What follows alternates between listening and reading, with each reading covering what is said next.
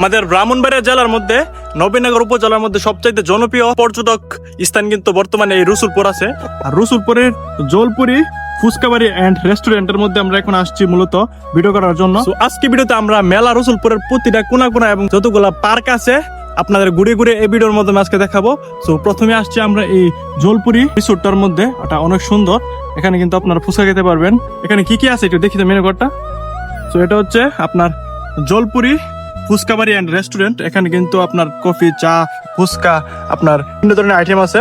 তো এদিকেও দেখতে পারবেন আপনারা বার্গার আছে, চিকেন আছে, chicken fry, chicken pasta, French fry, super burger, অনেক কিছু কিন্তু আইটেম আছে এই রেস্টুরেন্টের মধ্যে। এটা হচ্ছে আপনার জলপুরি ফুচকাবাড়ি এন্ড রেস্টুরেন্ট। এটা মূলত হচ্ছে একটা পানির উপরে এটা। আর ওই পাশে দেখা যাচ্ছে কিন্তু আপনার তিতাস নদীটা।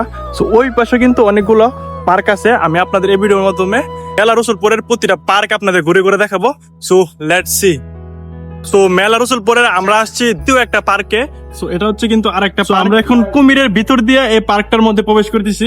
এটা হচ্ছে কিন্তু রসুলপুরের পার্কগুলোর মধ্যে অন্যতম।